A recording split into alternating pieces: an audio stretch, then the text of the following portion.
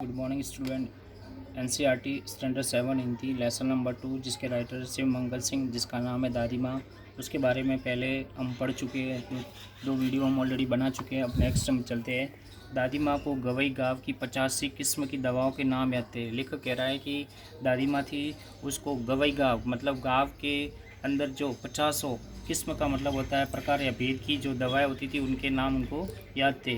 गांव में कोई बीमार होता तो उसके पास पहुंचती और वहाँ भी वही काम, हाथ चूना, माथा चूना, पेट चूना। लेखक ये बताना चाह रहे हैं कि गांव में अगर कोई बीमार हो जाता था तो वो उसके पास पहुंचती और वहाँ जाकर भी वही उसका काम होता था। जैसे वो लेखक को उसका हाथ चूमती थी, उसका माथा चूमती थी, पेट टच करना, फिर भूत से लेकर मलेरिया, सरसाम, निमोनिया तक का अनुमान विश्वास के साथ सुनाती।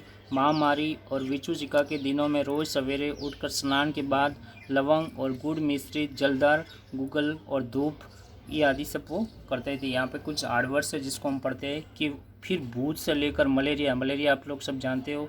सरसाम एक बहुत ही खतरनाक बीमारी होती है, ठीक है। इसके अलावा विचूचिका का मतलब होता है हैजा।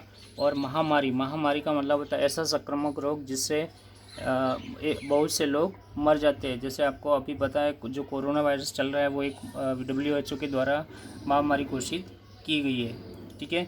निमोनिया आपको पता ही है, बुखार में कफ पीत और ये सभी बढ़ जाती है और बहुत अधिक ठंड लगने से उत्पन्न रोग जिसमें फेफड़े में सूजन भी होती है उसको निमोनिया कहते हैं। सरसाम एक भी बीमारी होती है जिसमें बुखार और कफ पीत ये सभी हो जाते हैं। ये सभी खतरनाक बीमारियों के नाम है जिसमें निमोनिया है, महामारी है, विषुचिका है।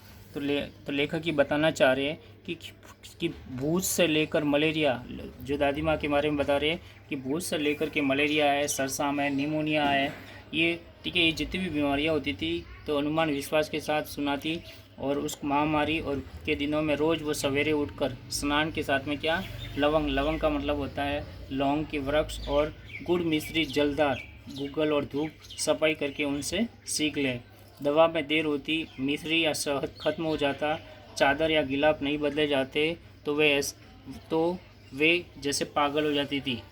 दवा में अगर देरी हो जाती लेखक को दवा लेने में, या मिश्री का मतलब होता है शक्कर, या शहद अगर ख़त्म हो जाता, शहद का मतलब होता है हनी, ख़त्म हो जाता, चादर या गिलाफ का मतलब होता है जो पिलो होते हैं जो या तकिए होते हैं उसके ऊपर जो कवर होते हैं, खोल जिसको बोलते हैं लिफावे, वो अगर बदले जाते चादर या गिलाफ नहीं बदले जाते तो वो बहुत गुस्सा हो जाती है और ऐसा लगता है जैसे वो पागल हो जाती है।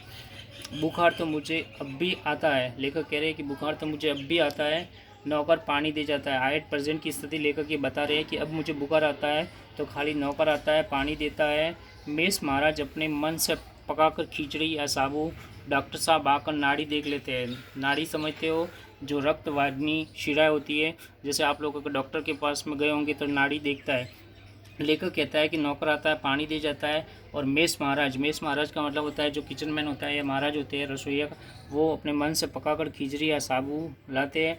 डॉक्टर साहब आकर मेरी जो नाड़ी है वो देख जाते हैं। और कुनैन एक मलेरिया की जो दवा होती है जिसमें मलेरिया जिसको होता है उसको दवा दी जाती है। तो कुनैन मिक्सचर की शीशी की तीताई के डर से बुखार भाग ही जाता है, पर न जाने क्यों ऐसे बुखार को बुलाने की जी नहीं होता। लेखक कह रहे हैं कि कुनैन मिक्सचर का मतलब मलेरिया ज्वर में दिए जाने वाला जो कड़वा सत होता है उसको कुनैन मिक्सचर कहते हैं। उस शीशी में तीतई के डर से बुखार भी भाग जाता था, पर न जाने ऐसो क्या बुखार को बुलाने का कभी जी ही नहीं होता।